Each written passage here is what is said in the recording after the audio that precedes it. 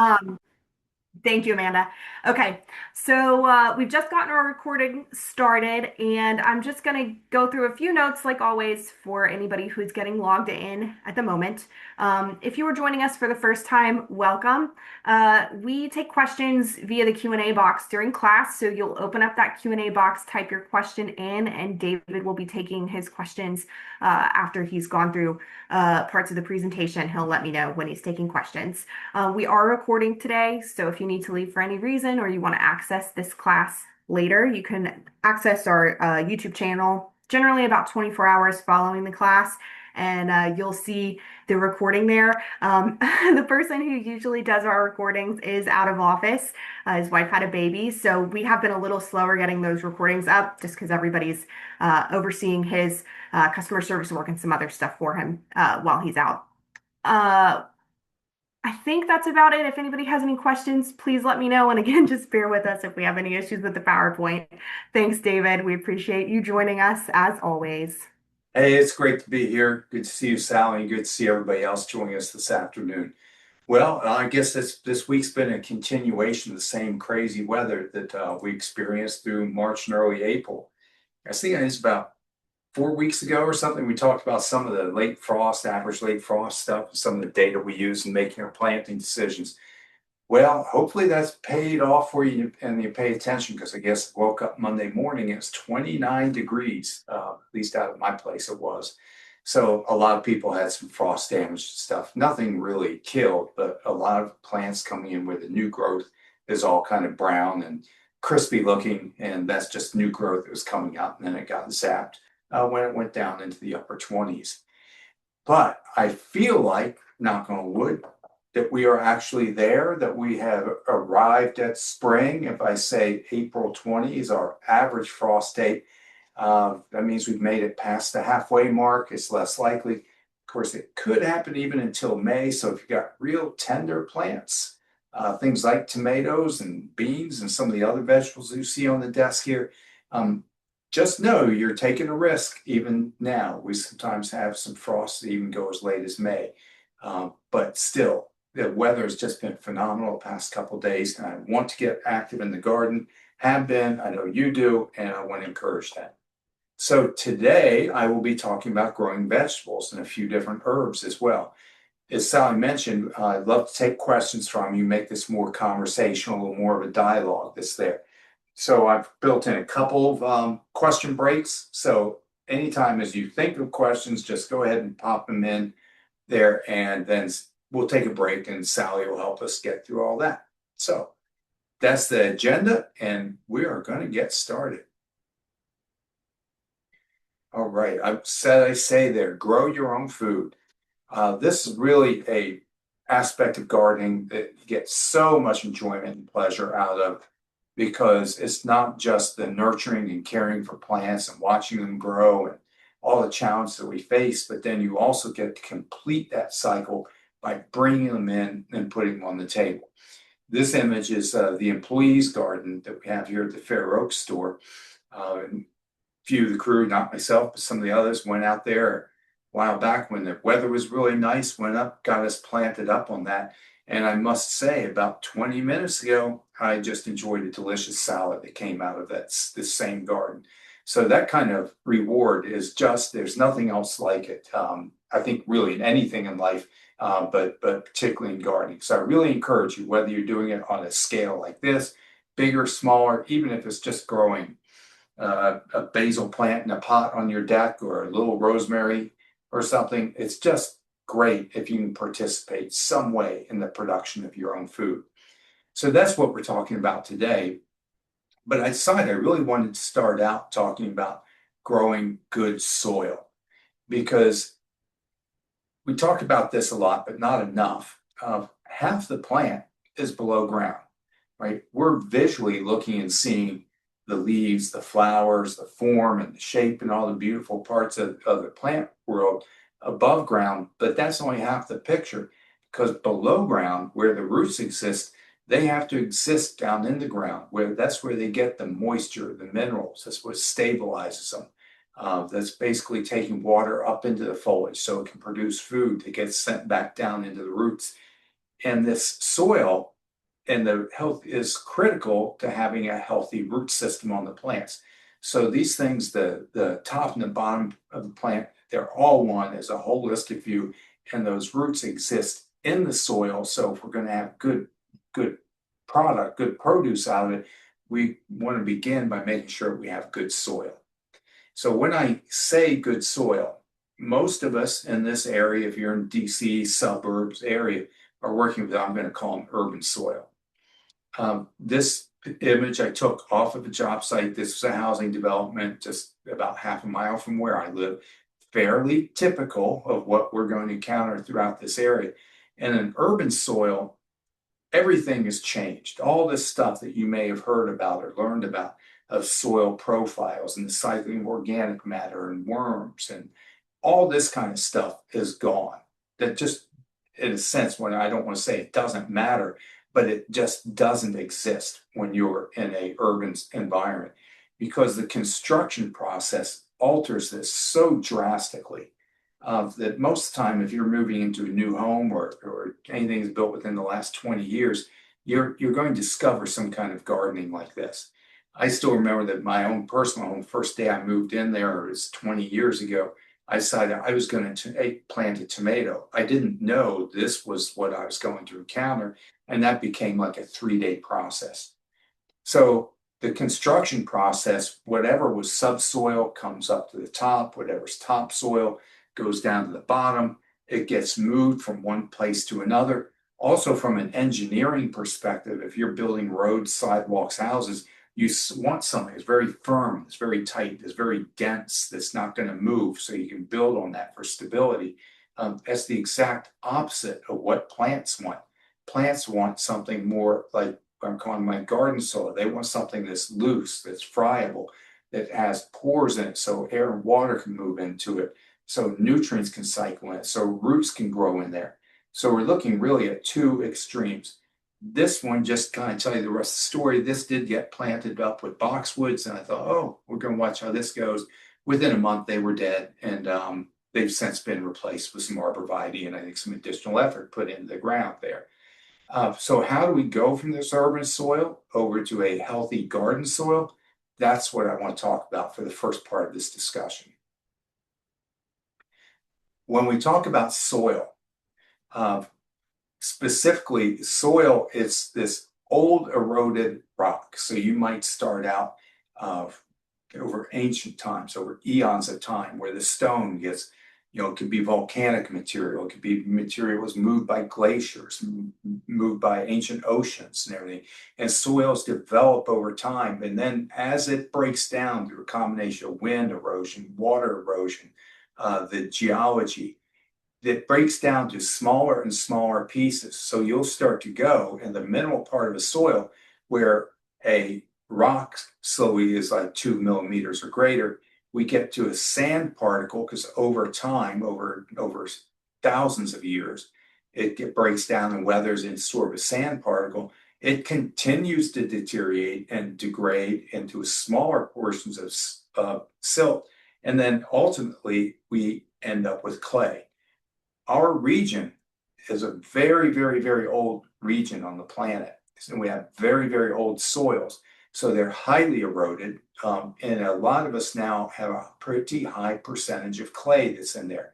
Now, clay, you literally would need a scanning electron microscope to see this, but it breaks down in these flat little platy micelles, is what they're called. And from that structure, as you can tell, it gets compacted, it gets dense. These stack on top of each other. And with that density, it makes it very difficult for air and water to move into it, which in turn makes it very difficult for plants to grow in there. So it presents us some challenges, but clay is not always bad. Clay has a very high nutrient holding capacity, has a high water holding capacity, and it can always be made better. So we don't want to just like discard the clay. We're not talking about taking it and throwing it out, but how are we going to convert it? How are we going to improve it from this urban compacted old clay into something where plants will grow? Well, a lot of that comes down to the biology. the soil microorganisms. The soil below ground is teeming with life. There's more soil below our feet than there is above it. So there's more of living organisms in a healthy tablespoon of garden soil than there are people on the planet. It's that much. But we don't think about it because there's much of it is tiny, it's small, it's out of sight.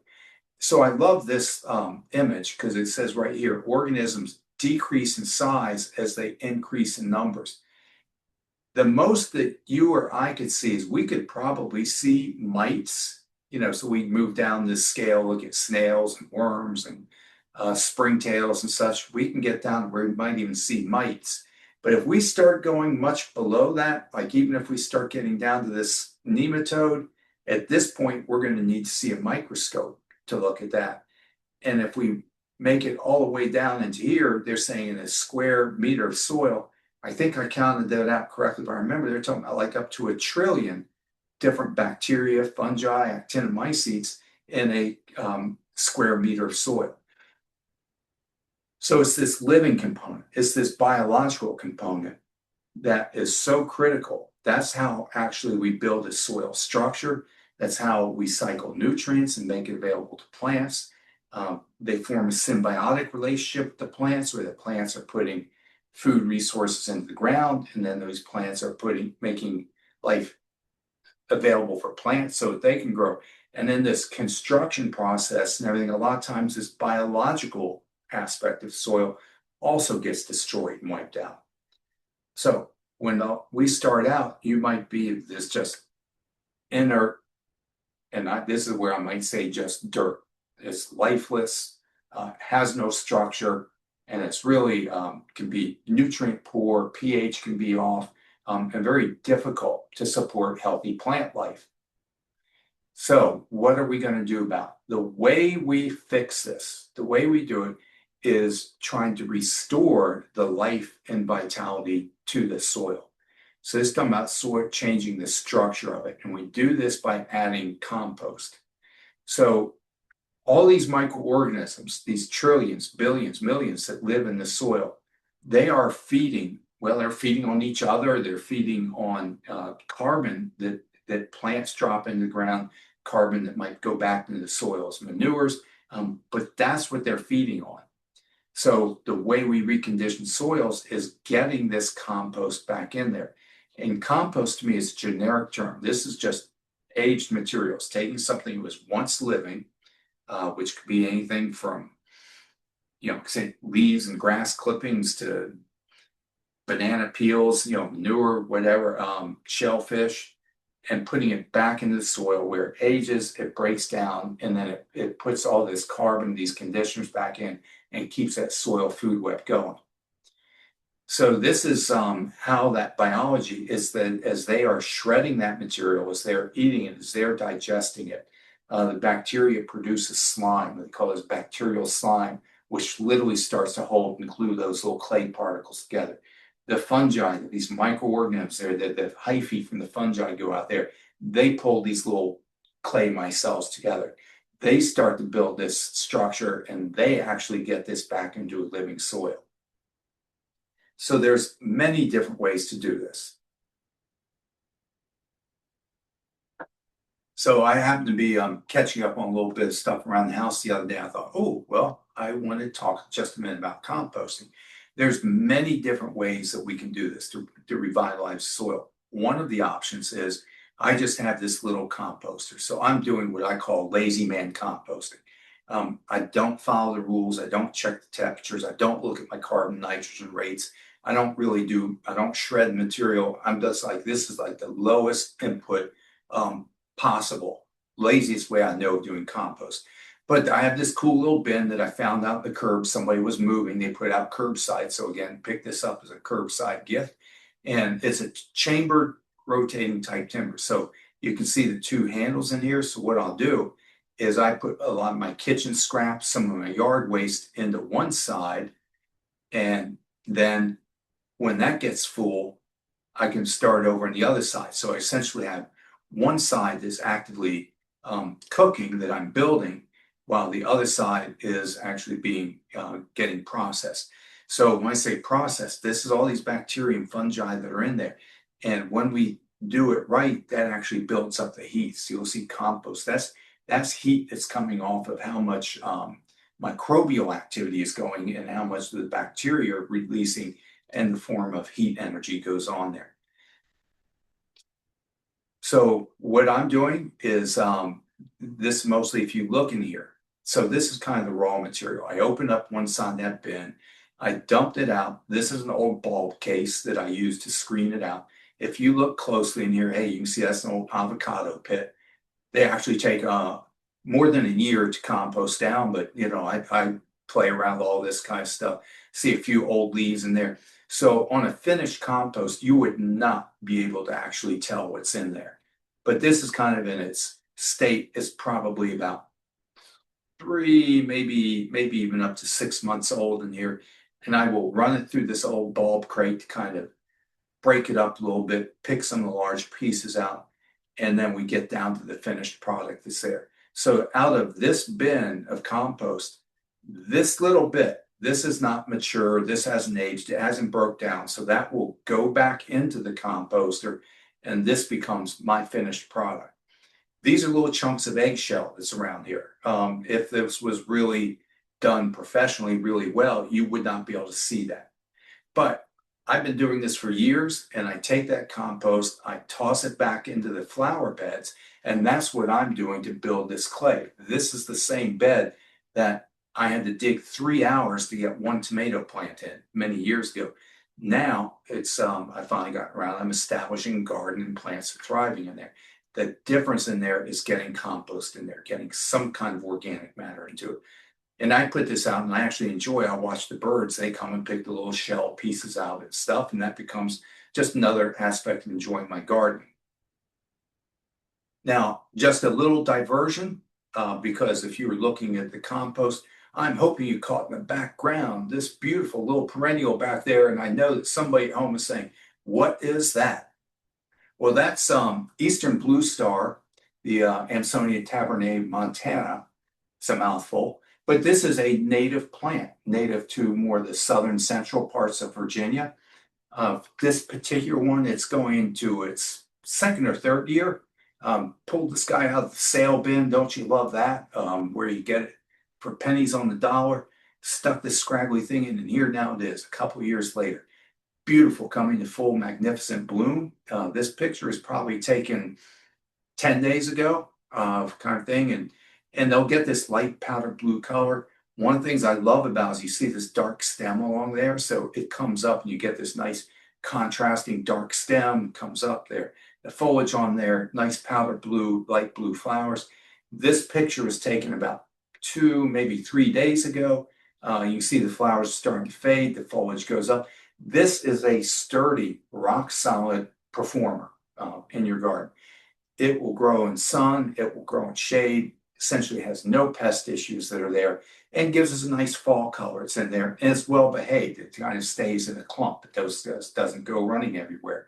So again, it's become a part of my little native garden with the Amsonia. You might see the little cristata iris down there. They're blooming right now. Fringe tree, the Chiananthus virginicus. It's in full bloom right now, slightly fragrant there, and black-eyed Susan's rudbeckia coming up behind there. So lots of fun stuff going on in the garden. Now, back to the soil, the compost, the vegetable stuff. And then pretty soon here, I'll see if we have any questions on this. If you're not able to make your own compost, because you just don't have the time, the facilities, the space, or even in my case, I can't make enough to really meet my full demand that's there. I've also learned to just really rely very much on this particular compost, and especially where I am doing like vegetable gardens. So bumper crop, you can see I put the ingredients there: worm castings, lobster, crab shells, kelp meal, aged bark, dehydrated manure, sphagnum peat moss, composted cow manure, dolomitic lime. Somebody has gone out and collected all this diversity, these wonderful organic ingredients, put it into this one bag. So we get this diverse community of different microorganisms, diverse source of nutrients in there. So it's very complete, and balanced in the nutrients. Also treated lime, put some mycorrhizal supplement, which are some of the beneficial fungi that live in association with the plant roots down in the ground. And they conveniently put all this into one bag for you and me. So I first like to use what I can make, and when I don't have enough, I'm going to go to bumper crop. I've used this picture many times. It's from years ago, but you can see what happened. That's been part of my experimenting, which is an ongoing, constant process. This year, I had taken my earth box, which I used for years. It's kind of a self-watering container. I took our Merrifield potting mix, which we have custom blended, very good all-purpose potting mix. But this year, I decided to mix bumper crop into it. So I took about 75% bumper crop. 75% potting mix, 25% bumper crop, stirred that in and put these into my earthbox planters. Well, any of you might know me, I'm about 6'3", and right here, so you can see this tomato plant is going up close to 7 feet. I have it tied back to my deck railing to support it, keep it from blowing over. Still, the winds knocked it over, lost a bunch of tomatoes, but this year on that one plant, I produced 100, or it produced 100 tomatoes off that one plant for me. And while it's everything, it's not any one thing. I'm just, since that day, I've been convinced that bumper crop, it's the answer for me. But everybody has their own recipes, and you should explore and try other things as well. Same thing, earth box with peppers. This is just my first of about 3 different harvests off of those pepper plants. So now, well, I probably shouldn't go diverging, but hey, guess what? The boards rotted, some of them had to be replaced. I had to have it refinished. Now I'm growing in smaller containers down in the ground because so I don't want to go through all that stuff. But made a believer out of me. Hey, so what I'll do, I'm going to talk I'm going to go through about 4 slides on veggies here. Then I want to see if we have any questions, and then we'll go back to some of the slides. So we talked about the importance of starting with good soil. Absolutely critical. Now that you have your soil prepared, it's time to start planting. And I'm giving you the go-ahead now to start planting these warm season vegetables and herbs. What they want is these temperatures that are in that kind of 70 to 80 degrees, nighttime temperatures at 55, 75. There is still a possibility that we could have a freeze. So we're going to watch out for that. But for the most part, it's going to be unlikely at this point in time. Our soil temperatures, I checked just before I went on air. I go to this website, Greencast Online, check the soil temperatures. In my neighborhood in Centerville, Virginia, they are currently sitting at 66 degrees, right there in that sweet spot. So all the conditions right now for you to start putting your tomatoes and peppers and basil and cucumbers and squash, all your summer stuff. You can really start on that anytime now. But this is not a deadline. This is a starting line. So you can plant now, late April, May. You can keep planting even into June. I have too often where people start planting by the time they get to the end of May, they said, oh, wow, I missed that. We're done. No, this is a starting date. And it's good if you do stagger these plantings out. I even show you examples of why I do. So most of my pictures here are going to talk about tomatoes because this is the #1 homegrown vegetable that everybody enjoys for good reason. Growing vegetables is not easy. Don't ever want to imply that it is. But that also doesn't mean we shouldn't try because the rewards are well worth it. A lot of the challenges we face are just environmental stresses, just the crazy weather, the temperatures. We're in drought conditions now. Plants that need sun, water, nutrients. We have to provide that. If nature's not providing it, we do. So there's also when we start to see problems in the fruit, like I'm showing here, there's a lot of things that can go wrong, even if we get to the point of being able to produce fruit. So this is a tomato flower. Flowering is going to be influenced getting the flowering. Again, this is a function of temperature, moisture, really high nighttime temperatures. And when it gets really hot, If it gets excessively hot, they start aborting and dropping flowers off of there. If it's too cold, like it was the other night, they get injured. So temperature is important. And we have to make sure that we get successful pollination that's on there. With plants in the nightshade family, the pollen, this little looks like a bunch of bananas here. Inside that little bunch, that's where the pollen is located. These plants hold on to that pollen, and they're just being very selective in who they share it with. So they keep that tucked away up inside the flower. And then it's primarily bumblebees that we need come by because they literally, what they call with sonic motion, sonication, they call. They actually have to vibrate that flower. They got to shake it, and it's got to be at the correct frequency and get that pollen to drop out of the flower. At which point, then it picks up onto the. You see, putting some of their saddlebag, take back to the nest, but they will also inadvertently collect pollen all over their bodies, and that's how they move it from one tomato flower to the next. So we have to make sure that we get the plant green, healthy, growing, get it to flowering. That pollination process has to happen, and that's just transferring the pollen. Then it still has to successfully fertilize the fruit, and the fruit has to expand. In this case, what they call blossom end rot, that didn't happen. If the plant does not get sufficient calcium as it's developing, the distal part of that fruit, the end of that, will not develop. And then bottom of all this first crop of tomatoes just didn't develop correctly. That can be from a lack of calcium, but it's not quite that simple. Because I'm saying, hey, I know I put calcium in there. You saw it with your own eyes. It's loaded with eggshells. The lime is put in there. I'm using the bumper crop, all the nutrients there. But I'm pretty sure what happened here was I was negligent in the watering. If the plant's not getting consistent, uniform water as the fruit's expanding, that calcium doesn't make it to the bottom of the fruit, and it fails to happen. So it's a matter of, hey, we got to have the nutrients right. The weather has to be right. The moisture has to be right. You've got to get all these things right to actually get to have a nice ripe tomato. But this is not to discourage you. This is like to let you know, hey, it's not an easy thing, but it's rewarding when you get there. Fruit splitting. This can have a lot to do with the variety that's on there, but if it's starting to ripen up and we get excessive moisture or thin-skinned fruit, it might split or crack. And even if you're on the path to getting a beautiful tomato, squirrels, that's ultimately my nemesis. I can grow tomatoes, but the squirrels get them before I do. And they don't eat them. They just take a few bites and leave them on the deck railing just to make sure I know that they've been there eating my tomatoes. So I do try to pick them before they get mature, have to ripen up in green. That's kind of trying to save them from the squirrels. But these things happen, and we didn't even talk about diseases, because this is the number one problem that people face on growing tomatoes. We can make it through all these other hurdles with determination and good management practices. We can do that. But the disease problems become some of the more challenging issues that are there. This particular one, late blight, is the most serious of all of them because this kills plants.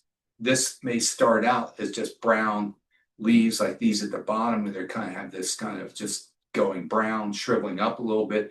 You can see here where that stem is turning dark brown. It's now moving from the leaf into the stem. And if it continues to migrate all the way down into the main plant, it can kill. So Phytophthora affects over 1,000 different plant species, very common, widespread. It exists in the soil, but it's related to algae, very ancient, that type of algae. It requires wet conditions. It requires water to move, to spread, and infect your plants. So things that we can do to try to keep this down is cleaning up. We don't want to leave old diseased plant debris behind. This is what we want to take that stuff out. I don't compost diseased plants because my lazy man composting doesn't get hot enough. So this stuff literally just goes out with the trash to try to reduce some disease problems. I'm a big believer in mulching because the spores exist in the soil. And during rain events or heavy watering, if that soil is splashing up onto the plants, that's certainly one of the most common ways it gets infected. Prolonged leaf wetness can be a problem. So if we're watering the soil, like I said, with drip irrigation, with soaker hoses, or trying to make sure we're watering the ground, not the plant, these are all steps that we can take to reduce the presence of this lake blight. Then, if it, in spite of your best efforts, if it actually gets infected, then there's a couple of different fungicides we can use. Again, these are all your personal choice. I choose not to do this. If I get to that point, I just take it as, well, that didn't work, and I can still go to the market or the grocery and get it. My livelihood doesn't depend on it. But that's going to be a headache. Septoria leaf spot, so fungal leaf spot, is not as serious. It doesn't kill plants, but it certainly can cause spots. It can cause blemishes. It will cause spots and blemishes on the fruit also. So I'm going to take a quick commercial break right here because I've been talking a lot, and I want to see if you guys have any questions or share ideas or comments of what's worked for you at this point. All right. We've had a bunch of questions come in, David, so let me know when you are ready to move on and we'll move on. First question. I have a similar compost bin, so similar to yours, but it's only one chamber. I started composting mid-February, but my compost still is not breaking down. I have the dried leaves, grass clippings, sawdust, soil, and kitchen scraps. What could I be doing wrong? Well, it sounds like you're doing pretty good. Because a lot of this, the most common thing we see with composting is having what we call the right carbon and nitrogen ratio that's in there. So you want about half of this to be green material, which would be like your grass clippings. Half of it, when I say brown material, that could be like leaves from the fall leaf or something. Even with your kitchen waste of, I'm going to confuse stuff a little bit, like coffee grounds actually have a pretty good of nitrogen. So even though they're brown, they count as your green material. What we're really doing is trying to get nitrogen in there to support the metabolism for the bacteria and fungi that in turn are digesting and breaking down the carbon. But you sound like you're kind of hitting that target that's in there. You also want it to be moist, kind of like this wet sponge. Because we're really culturing the bacteria and the fungi in there, so they need to be kept just slightly moist, not soaking wet. We want to avoid the extremes and never let it get completely dry, never let it get kind of soaking wet that's in there. It's a lot like taking care of your plants. They're in there. The only other thing you could do, which I didn't hear, and I don't do a good job of, is if you chop those up, the more surface area you have. So professionals would take all that material and they would shred it before they go into the composter. If none of that is working for you, then you might actually want to get one of the bio activators, compost starter. These have the microbes in it to kind of inoculate that with the bacteria and the fungi to start decomposing and breaking it down. I usually don't find that necessary, but if everything else is working for you, maybe that's going to be your last ditch effort. Okay. Next question. Thank you for this excellent webinar. I compost at home and we eat a lot of tomatoes. Everywhere I spread compost, literally hundreds of tomato plants grow. I give them away so I don't mind, but is there a way to prevent this other than not composting tomatoes? Yeah, so what happens again, if you're really composting correctly, you're monitoring the temperatures, and again, this is like the professional people, like the bumper crop people and stuff. Your compost pile would be heating up. I think it's to a temperature of about like 110 degrees, and it gets hot enough to kill the tomato seeds and any other potential weed seeds that would be in there. Most of us, just like me and you and everybody, we're not really doing that. We're not getting the high temperatures, and so those seeds are carrying through. So your only real choice is either you're going to stop putting tomatoes in there, or you're going to have to get like serious on your composting, which is like balancing the carbon nitrogen ratio, actually taking its temperature and keeping a log on what that temperature is. When it maxes out, you have to rotate it. It becomes like this whole science and activity in and of itself, which is something I don't want to do. And from the sounds of it, doesn't sound like something you want to do, but it could be done.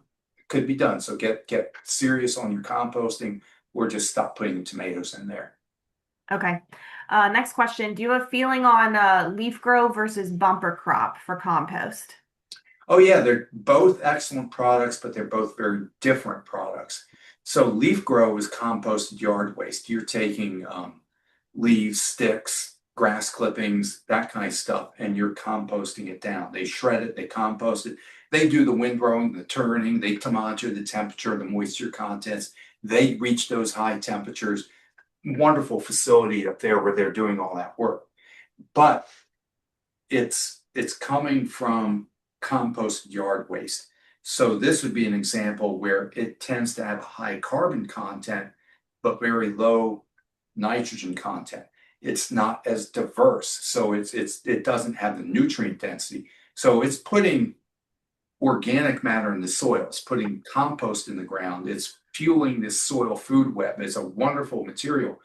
But if I'm trying to increase the production, so when I think like vegetables or roses, that bloom, bloom, bloom, if I want to up the production, bumper crop has manure in it. So manure is going to have much higher nitrogen rate, higher nutrient content. It's going to have things like, iron and phosphorus and nitrogen at much higher levels. So that's where I'm going to say good but different products. That's why, like for us, bumper crops like $7 or $8 a bag, and bumper crops like $15 or $20 a bag. So there's also a cost that goes with this, and everybody's got to figure out what's going to be best for them. Yeah. Okay, moving on to some questions about veggies. What kind of tomatoes do you use in your earth box, the big ones and the cherry ones? Uh, I experiment around and play around. What I'm doing this year, every year, let me tell you, for the last 5 years, every year I say, I'm not going to grow tomatoes. I'm going to quit. I'm going to give up. You have said that every year. Yeah, but what I'm doing this year is I'm going to try growing these little tiny ones. I've never done this before, like called sweet Eaton red. They're only supposed to grow like about 2 feet tall. Husky red supposed to grow about 3 feet tall. So these are cherry type tomatoes, smaller plants. I'm going to see if I can find happiness with that. Most of your cherry tomatoes still grow on full size 7, 8 foot vines. So like I love Sun Gold is like my favorite cherry tomato, and I love them to death. And the squirrels don't bother the cherry tomatoes as much as they do the large ones. So I've kind of moved that direction for a while. But then like one of the callers in there, now I'm just growing, didn't want to spend the money, so I've just grown what I call compost tomatoes, whatever grew out of the compost. So these are just things that I played with. You should have fun. If I was going to plant one big main season tomato, I would probably go with Big Beef. I absolutely love that tomato. It's productive, it's disease resistant, delicious. But that's again a big full size tomato plant. I'm obsessed with the Sun Golds. I love those. Oh, yeah, they're wonderful. They're just sweet like candy. Yeah. Okay. Would you put in plants or seeds now when you say you can plant now? Can I go back to my slides? You can. Okay, good. Because I actually have the answer for that coming up, and I think it's like my next slide or two. And I'm going through all this stuff quickly, so I will get you an answer to that question. So enough about diseases, right? That's the not fun stuff. So you're asking, what do I grow? So this is, I'm just going to talk a little bit about cucumbers, squash, and melons. This is an extreme, but this is like me playing around and trying to find out just what works and what doesn't. I have grown this, I'm pointing out the little cucumber in there. I have grown bush cucumbers in something as small as a window box. What happens is these flowers, you see how closely spaced they are? On a regular vine, it might be 6 inches, every 6, 8 inches, there's a flower. On these bush type cucumbers, it might be just every ½ inch or inch. So they're very compact, but you can still get a full sized cucumber that's in there. But cucumbers, squash, melons, they're all in the same family. They love the warmth. They tend to be very high and productive and vining in their nature. So a lot of times that's the thing, is having enough space to grow them. When I was putting my slides together, for some reason I started thinking about pollination. with cucumbers, squash, melons, anything cucurbit family, there are separate male and female flowers on there. This one you can see has this little baby cucumber in there. That is the female. So that, that's botanically speaking, that's the ovary. This is the male, so it doesn't. Pollen from this flower needs to travel over to here to fertilize these eggs and for that cucumber to develop. Now, what they will do a lot of times is it might be male flower, male flower, male flower, male flower. You're saying, why am I not getting any squash? Well, it will do this male, male, male, and then when it reaches a certain maturity, then it will start producing the female flowers in there. If you don't have good pollinator activity, again, we plant flowers to try to keep them going, invite them in the garden, but if it doesn't happen, sometimes you have to take a little Q-tip, collect the pollen here, and you have to move it over and pollinate the female flower. So I find that happening more and more frequently as our population of pollinators is going down, down, and down. But these cucumber, squash, melons, again, they're easy, they're productive, but they are highly susceptible to fungal diseases. So in our climate, you're going to get mildew, and this is downy mildew, this is powdery mildew. It's going to happen when our temperatures are about 75 to 85 and the humidity kicks up. So it's coming and it's almost unavoidable. Instead of applying fungicides, which I don't like to do, I will plant a rotation if I have space. So I'll plant some cucumbers or squash. Maybe I wait 2 weeks, plant some more, wait 2 weeks, plant some more. And so after the first crop kind of fizzles out, I just tear that out, move on to the next. That fizzles out, I tear that out. And that allows us to continue staggering our plantings that's in there. One of the quickest, easiest, most productive, and I'm going to say delicious things that you can grow if you have even a small vegetable garden are going to be green beans. You can go from seed to harvest usually in like 60, even 90 days. So this will be an example of where I'm saying when I talk about direct sow. It's almost, we sell sometimes bean plants, but I just don't know why you would do that. The soil's warm enough now, you can buy a package of bean seeds, kind of like I'm showing my desk here, plant them, and they grow so quickly that in no time at all, you're having a harvest. Bush beans, again, that's going to be more compact. They will take up less space. Pole beans, that's a vine. You actually need a support for that to grow on there. So when you're saying, do I do transplants or seeds? With transplants, what you're doing is you're buying time. You're buying a little plant that might already be 6 weeks old. So if they have a long growing season, like tomatoes or peppers, trying to think what else is out there, but those I would be buying plants. But if it's something like beans or watermelon or summer squash, I would be planting seeds. Now, one of the things you can do with these are beans. Beans are really easy to grow, but they do get some insect pests if it works out for you, if you're in the right environment. Because this, again, when I had a large garden, I would use these row covers because I was planting row crops. Don't garden like that right now at this point in my life. So I would put this blanket over it, this very lightweight spun fabric that's over there. You see it's like tissue paper. It allows the plants to grow, but it keeps the insects off of it. So I would grow beans like this. When they reach the flowering stage, then I would pull the blanket off of there again, so it allows the pollinators, in this case, the little honeybee, to get in there. They actually have to push their way in this flower. Plants in the pea family, they keep those flower parts clamped up, closed, shut, because they're telling you, they're trying to make sure that their pollen gets delivered to a receptive flower, so the bees push their way into there, grab some nectar and some pollen, and then move it on to the next. I still remember though, beans, they actually have sometimes this little thing we call cleistogamous flowers. They will also produce a secondary set of flowers that you don't really even see or notice. And it's thought, and they will self-pollinate sometimes. The idea is that, hey, if you had an animal, deer came through here and chewed down all your beans, there might still be some of these other secondary flowers that are there that could still reproduce and cause the species to continue. That really has nothing to do with gardening. I just think it's cool. But with beans, a Mexican bean beetle, this is going to tear you up unless you take measures to do something about like that floating row cover.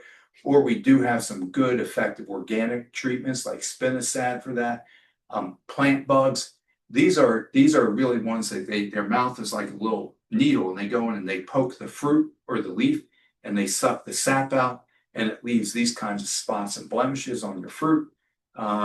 These little black spots you may not be able to see showing up on your oregano, or causing distorted leaves that are in there. But again, the row covers work great for that. As I was just saying, transplants or direct seeding. Most of the time, if I'm growing lettuce, I'm going to just grow that seed. I can broadcast the seed. It grows quickly, it comes in, I get a quick harvest and go.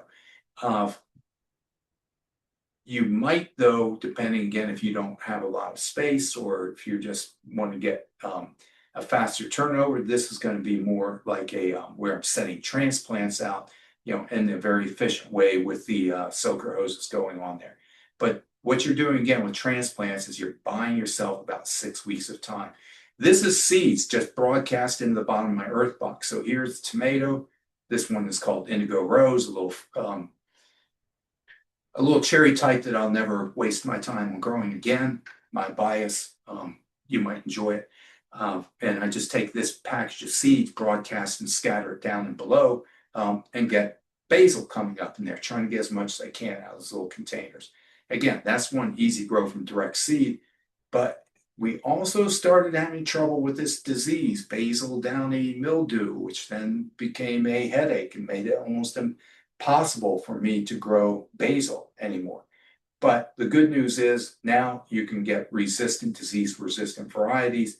Amazel was an early one. Rutgers University has come out with a whole series of them. So we have good, reliable, disease-tolerant basil, but those are propagated vegetatively, not from seeds. And so I have to actually purchase starter plants on that. So I have reached the end of my slides. And I think we have time for a few more questions. So again, lots of different ways you can go about all this. Yeah, we sure do. We have tons of questions that have come in. Please feel free to send us any questions that you have. If we can't get to your questions today, as always, I encourage you all to follow up. You can call David at the store, come in and visit, or send me an email and I'll share it with him. First question, is the 60 to 70 degree soil temperature that you mentioned ideal for planting annual flowers as well as vegetables? In general, I'm going to say yes. Now, there are, like we've talked about many times, there are cool season plants and there are warm season plants. So in the flower world, like we've been holding off on planting any tender plants. I'm trying to think Yeah, that's what he mentioned, zinnia. yeah, zinnias and patience, all those things that love the warm temperatures. The soil is now warm enough that yes, we can grow those. If we were talking about cool season plants like, thinking pansies, snapdragons, and so on, they could have been planted even 6 weeks ago because they thrive in the cool temperatures.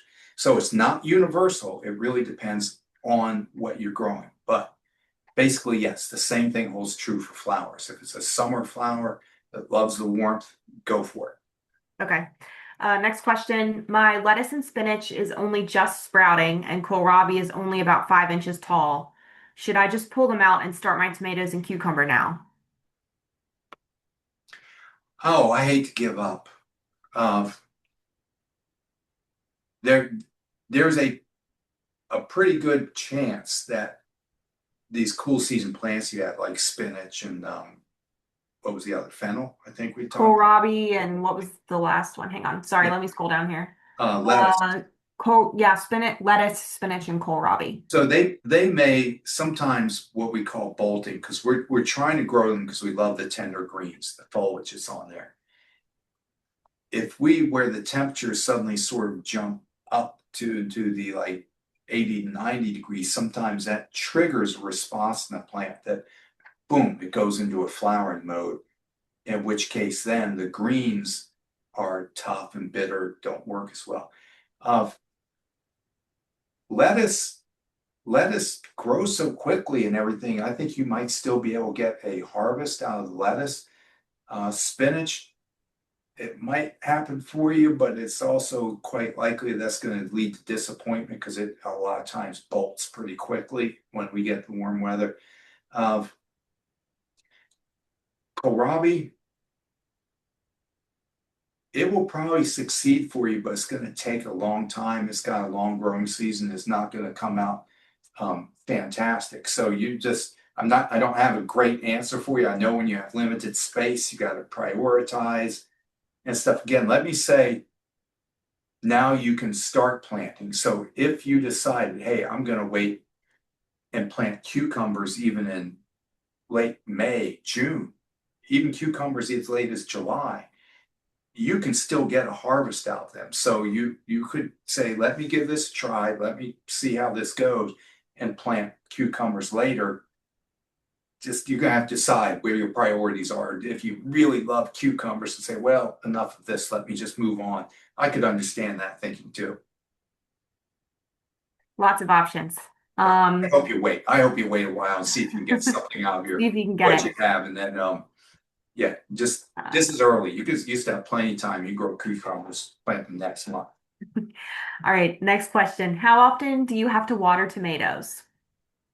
So if you're in pots and containers, like I was talking about, a lot of the things I was doing, you'll want to check on those every day. That doesn't mean water every day, but pots and containers that might be on your deck or patio, and it's hot outside, it could be daily. They like to be kind of a consistent moisture, so it's just going to come and go with the weather. If you are in a garden setting, well, we're in a drought, so Mother Nature's not providing it. We've been in a drought for quite a while. I would say if you're growing in the ground, with lots of soil around, you're probably going to get by maybe 2 times to 3 times a week. If you are in a raised bed, it might be more like 3 to 4 times. It just depends on the soil and the situation you're in. Okay. But when the fruit's there, I'm not so worried about now, but as the fruit's developing, we want it all to be even. Just keep it copacetic and even in there. Yeah. Okay, next question. If there is any preference, would you recommend compost over fertilizer? I look at these as two different things. I'm glad you asked that. I always say fertilizer is like a vitamin pill. Mhm. You might sit down and eat some vitamins to see that you've got the minerals and the nutrients that you need. But hey, you still didn't eat a meal. Where's your protein, your carbohydrates, your fiber, the macronutrients? It's not there. So compost is like the full meal. Compost, it's got the carbon that the soil biology needs. It adds to the structure that's in there. And back to my bumper crop thing, if it's a nutrient rich compost like bumper crop, or not in gardens, but on my lawn, I might use McGill's. Then I'm getting both the nutrients and the macronutrients that are in there. But these aren't exclusive. You can do compost and fertilizer, but they serve a different purpose. Okay. Next question. What type of mulch do you use around tomatoes? What's practical and what works best for you. Again, if you're in a large garden space, straw works wonderfully. What I really like, if I have the space and the need for it, is I'll put down like a layer of newspaper, and then straw on top of it. But again, a bale of straw will cover like 400 or 500 square feet. So if you're just growing, if you only have a 10 square foot bed or something like that, or containers, you can really use any kind of mulch that's out there. I mean, I even sometimes use just pine bark mulch, the same thing I have in my flower bed, because sometimes flowers and vegetables are getting mixed up together because I have such a tiny garden space. Uh, Plastic mulch is done commercially, and it has a lot of benefits to it. I don't like using plastics because, again, they can't be recycled. It's more waste that's going on, but they're really functional and can be inexpensive if you go that route. Okay. Let's see. Almost every year, the leaves on my tomato plants curl. What is that, and how do I prevent it? It could be totally normal. There's a lot of tomatoes that will do that. A lot of the heirloom types, what they call the potato leaf, will naturally curl that's in there. Uh, so it may not be a problem at all. You're always welcome to bring samples into the clinic because tomatoes will get spider mites. They get aphids, and some of those insects curling and puckered leaves is one of the symptoms that we'll see on that. But we Okay. actually could have a sample and put in the microscope to see if that's part of this of the situation. Okay. Um, we have so many good. Okay, guys, we are not going to get to all of these questions. Just warning everybody now. But there's a lot of really good ones.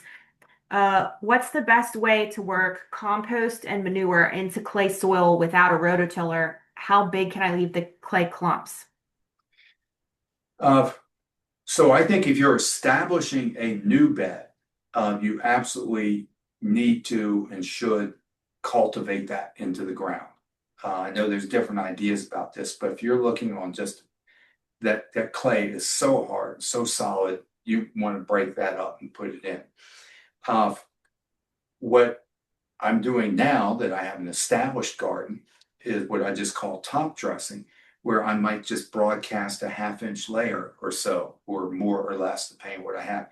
You can broadcast it on the surface of the ground and slowly over time of rainfall, watering, of insects such as earthworms and everything, as these shredders take it, they will gradually work it in the soil because I don't really want to tear up the soil or tear up my garden or do heavy cultivation.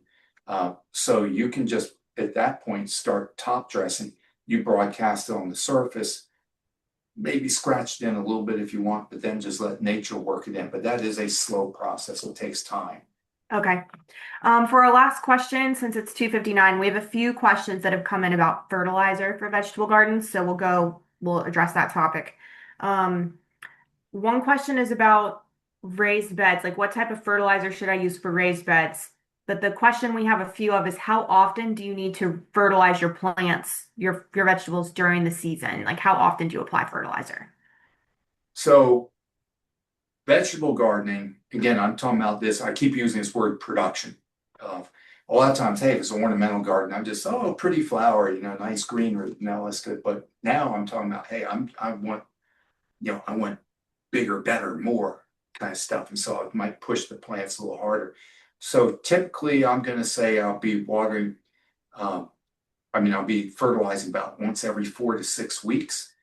But that's if I'm using an organic fertilizer, something like Garden Tone, which is organics break down a little at a time over a period of several weeks. If you are using a water soluble fertilizer, think Miracle Grow, and that works great. I'm not judging.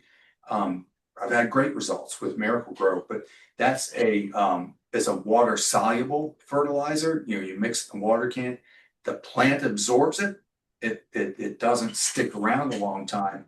And so if I'm doing a water soluble, it might be like every 2 weeks, maybe even every week if it's really full on growing season, but probably more. I'd like to back off a little bit and say maybe every 2 weeks with water soluble, maybe once every 4 to 6 weeks if it's an organic. Okay. Alrighty. Well, it's 3:01. We are not going to be able to get to all of our questions. I'm sorry. We still have quite a few. So just a reminder to everybody, as I said, please feel free to call the store or visit David at the plant clinic. You can always email me as well. I'll pass the questions on to him.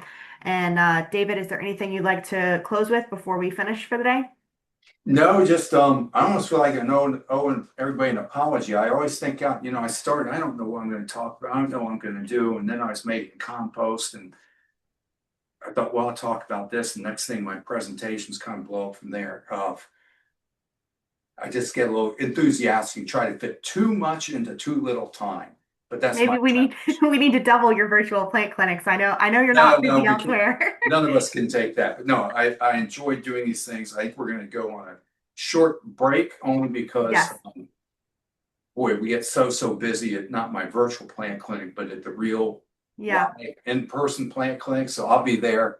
We got to take a little break from this virtual one because we get long lines and lots of people coming in. So So please come and see me at the garden center, and we'll get back to the virtual format soon.